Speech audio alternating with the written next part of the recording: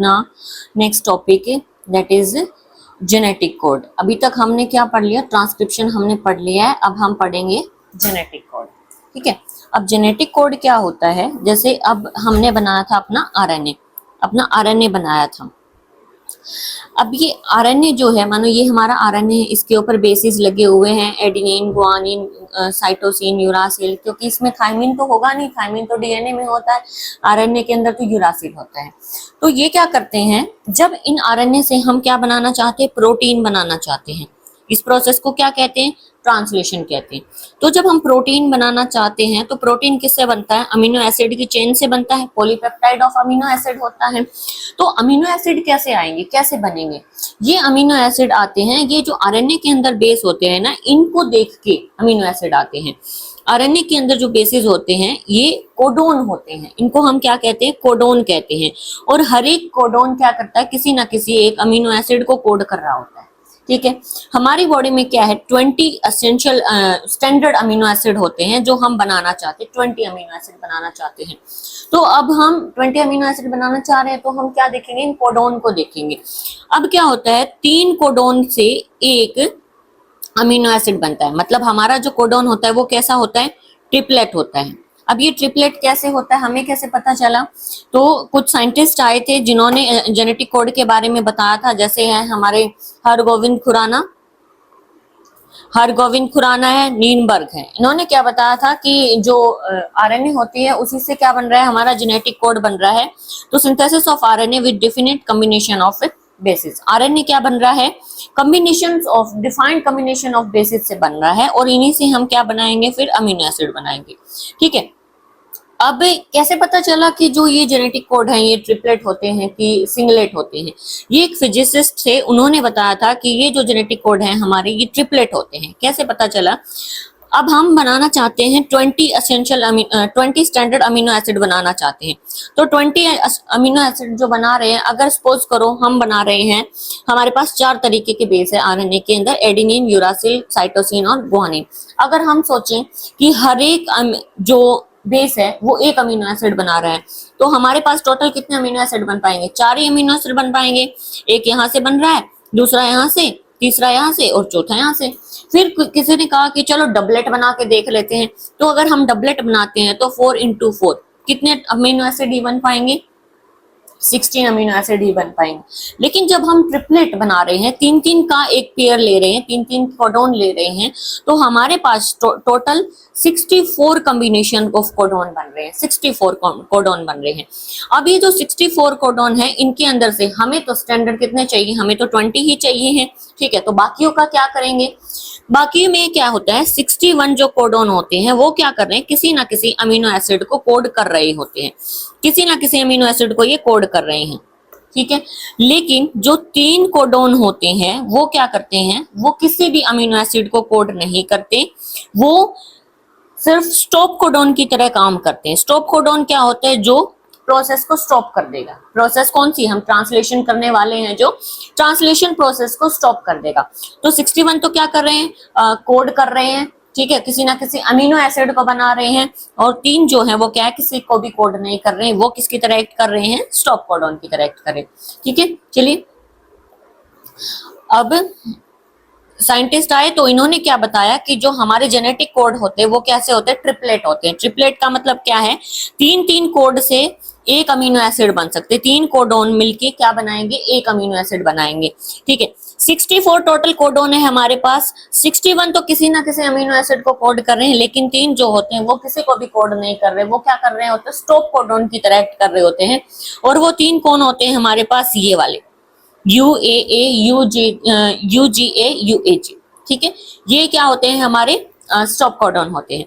अब इन्होंने कुछ प्रॉपर्टीज बताई थी कोडोन्स के बारे में। इन्होंने क्या कहा था कि देखो यहाँ पे तुम्हें नजर आएगा, ये टोटल 64 कॉम्बिनेशन बने हुए हैं। अब तुम देखो यहाँ पे, जैसे UUU किसको कोड कर रहा है, फिनाइल एलिनिन अमीनो एसिड को कोड कर रहा है, UUC भी इसी को कोड कर रहा है।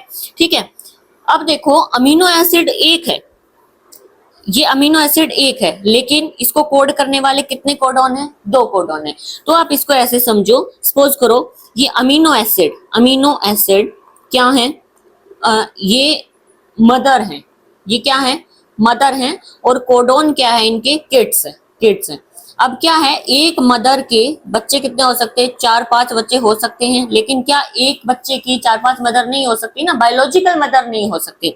तो ऐसे ही एक अमीनो एसिड जो होता है ना, वो 4-5 कोडोन से अलग अलग से कोड किया जा सकता है, अलग अलग कोडोन से कोड किया जा सकता है, लेकिन एक ही कोडोन अलग अलग अमीनो एसिड को कोड नहीं कर सकता। ठीक है, देखो इधर यहाँ पे देखो, यू यू यू किसको कोड कर रहा है, फिनाइल एलानिन की। क्या यू यू किसी और अमीनो एसिड को कोड कर रहा है, कहीं भी नहीं करेगा, ये सिर्फ किसको कोड करेगा, फिनाइल एलानिन को। मतलब यू यू यू क्या है, वो किड है और इसकी मदर कौन है, फिनाइल एलानिन अमीनो एसिड है। यू यू सी भी कोड है जिसकी मदर कौन है, फिनाइल एलानिन। लेकिन इस अमीनो एसिड को कोड करने के लिए देखो कितने 2 कोडोन यहाँ पे प्रेजेंट है। तो कहने का मतलब क्या है कि अमीनो एसिड एक है लेकिन उसके कोडोन अलग अलग हो सकते हैं, पर एक कोडोन अलग अलग अमीनो एसिड को कोड नहीं कर सकता। ठीक है, ओके। अब ये यूनिवर्सल होते हैं। यूनिवर्सल का मतलब क्या है कि अगर आपकी बॉडी में यू फिनाइल एलिनिन को कोड कर रहा है, तो बैक्टीरिया की बॉडी के अंदर, प्रोकैरियोट की बॉडी में, यूकैरियोट की बॉडी में, सबके अंदर वो यू फिनाइल एलिनिन को ही कोड करेगा। एक्सेप्शन होता है माइटोकॉन्ड्रिया कोडोन। ठीक है, नेक्स्ट फीचर क्या था, स्पेसिफिक। कह रहा है कि एक कोडोन किसको कोड कर रहा है, एक अमीनो एसिड को ही कोड करेगा। यू फिनाइल एलानिन को कोड कर रहा है, तो ये सिर्फ इसी को कोड करेगा, ये नहीं किसी और को कोड करने लग जाएगा, नहीं, ये एक कोई कोड करेगा। डीजेनरेट कह रहा है कि सेम अमीनो एसिड को अलग अलग कोडोन कोड कर सकते हैं। सेम बात कि मदर के किड्स कैसे हो सकते हैं, 4-5 अलग हो सकते हैं, पर 4-5 किड्स की किसी भी एक किड की 4-5 मदर नहीं हो सकती। ठीक है, जैसे ए लाइसिन को कोड कर सकता है, लाइसिन क्या है, मदर है। AAG ये क्या है, इनकी किड्स हैं। ठीक है, एक्सेप्शन क्या है, मिथ्योनिन। मिथ्योनिन जो होता है ये ड्यूल फंक्शन कर रहा होता है। मिथ्योनिन क्या कर रहा है, ड्यूल फंक्शन। मिथ्योनिन एक तो AUG कोडोन से कोड हो रहा है। ठीक है, AUG किसको कोड कर रहा है, मिथ्योनिन को कोड कर रहा है। दूसरा क्या कर रहा है, ये स्टार्ट कोडोन की तरह भी एक्ट करता है, ट्रांसलेशन प्रोसेस के अंदर स्टार्ट कोडोन की तरह भी एक्ट करता है। फिर है ट्रिप्टोफन। ट्रिप्टोफिन एक ऐसा अमीनो एसिड है जो सिर्फ UGG से कोड हो रहा है। मिथ्योनिन किससे कोड है, सिर्फ AUG से कोड हो रहा है। मतलब कहने का मतलब क्या है, ये ऐसे अमीनो एसिड है जिनके लिए सिंगल कोडोन ही प्रेजेंट है, अलग अलग कई तरीके के कोडोन प्रेजेंट नहीं है। ओके, क्लियर है यहाँ तक। चलो, दूसरा क्या कह रहा है, इनके अंदर कोई पंक्चुएशन नहीं होती। पंक्चुएशन का मतलब होता है कोई भी मार्क्स नहीं होता, बीच में कॉमा नहीं होता। ठीक है, डायरेक्टली इनको रीड किया जाएगा, कोई बीच में कॉमा वगैरह नहीं आएगा। कैसे, जैसे AUG, हम इसको डायरेक्टली ही पढ़ेंगे, यू। ऐसे नहीं है कि इधर बीच में कॉमा लगा दिया, यहाँ कुछ निशान लगा दिया, नहीं, इनके अंदर कोई भी पंक्चुएशन मार्क्स हम यूज नहीं कर सकते। ठीक है, ये टेबल आपको नजर आ रही होगी, जैसे पनेट स्क्वायर होता है वैसे ही ये टेबल बना रखी है कि अलग अलग अमीनो एसिड्स आप पता लगा सकते हो। ठीक है, अब हमारे पास कितने कोडोन है, 64, जिसके अंदर से क्या हो रहा है, 3 कोडोन तो किसी को भी कोड नहीं कर रहे हैं, वो किसकी तरह एक्ट कर रहे होते हैं, स्टॉप कोडोन की तरह एक्ट कर रहे हैं, और 61 क्या कर रहे होते हैं, अमीनो एसिड बना रहे हैं। ठीक है, और कितने टोटल स्टैंडर्ड अमीनो एसिड बनते हैं, 20 अमीनो एसिड बन जाते हैं। ठीक है, ओके, क्लियर है। ये था हमारा जेनेटिक कोड। आई होप आप लोगों को समझ आया होगा। अब इसके बाद हम बात करते हैं ट्रांसलेशन प्रोसेस। ट्रांसलेशन क्या होता है, ट्रांसलेशन का मतलब है हम क्या बना रहे हैं, हमने जो RNA बनाया है उससे हम क्या बनाएंगे, प्रोटीन बनाएंगे। ठीक है, क्या बनाएंगे, प्रोटीन बनाएंगे। अब ट्रांसलेशन प्रोसेस करने के लिए ना अलग अलग RNA, 3 तरीके के RNA कंबाइन होते हैं। एक होता है हमारा ट्रांसफर RNA, एक होता है हमारा मैसेंजर RNA, और एक होता है हमारा राइबोसोमल RNA। राइबोसोमल RNA ना ऐसा RNA है जो RNA की तरह कर रहा है, साथ में कैटालिटिक प्रॉपर्टीज, मतलब कैटालिटिक का मतलब होता है रिएक्शन करवा रहा है, स्पीड अप करवा रहा है, सारे काम करवा रहा है, कैटालिटिक प्रॉपर्टी की तरह भी ये काम करता है। ठीक है, तो उससे पहले हमें इन RNAs की स्ट्रक्चर्स पढ़नी पड़ेगी। तो ट्रांसफर RNA देखो, ट्रांसफर RNA क्या होता है, एक इसकी 2D स्ट्रक्चर देखो, एक 2D स्ट्रक्चर, एक 3D स्ट्रक्चर है। 3D स्ट्रक्चर तो इसकी क्या होती है, ये ऐसे ये स्ट्रक्चर होती है, लेकिन हम किसको पढ़ेंगे, 2D स्ट्रक्चर। 2D स्ट्रक्चर इसकी फेमस है, क्लोवर लीफ स्ट्रक्चर होती है। इसके देखो आर्म्स होती है, जैसे हमने 5 एंड और 3 एंड DNA RNA में पढ़ा था, RNA जो बना था हमारा, ऐसे ये भी तो क्या है, एक RNA ही तो है, इसके ऊपर भी 5 एंड 3 एंड होगा। ये देखो 5 एंड यहाँ पे है और यहाँ पे क्या है, 3 एंड है। देखो 5 एंड है, इसकी जो बाजुएं हैं, इसकी 4 बाजुएं होती हैं। पहली बाजू देखो DHU बाजू होती है। ये यहाँ पे क्या होता है, एंजाइम बाइंड करते हैं। ट्रांसलेशन प्रोसेस जब हम करवा रहे हैं तो यहाँ पे एंजाइम्स आके बाइंड करेंगे, ठीक है, कैटालिटिक एंजाइम्स होंगे। नीचे होता है एंटीकोडोन। एंटीकोडोन कहाँ ज्वाइन करता है, नीचे mRNA आएगा और mRNA के ऊपर ये चिपक जाएगा, ठीक है। एंटीकोडोन मतलब अपोजिट, जो mRNA, मानो mRNA के पास कोई कोड है, उसके अपोजिट वाला कोड यहाँ पे आएगा।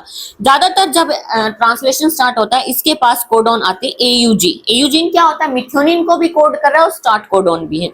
फिर ये वाली आम देखो TSIC, ये किसके साथ बाइंड करता है, राइबोसोम की लार्ज सब यूनिट के साथ बाइंड करता है। राइबोसोम क्या है, rRNA, ठीक है। rRNA की ना 2 बाजुएं होती है, एक स्मॉल सब यूनिट, एक लार्ज सब यूनिट, ठीक है।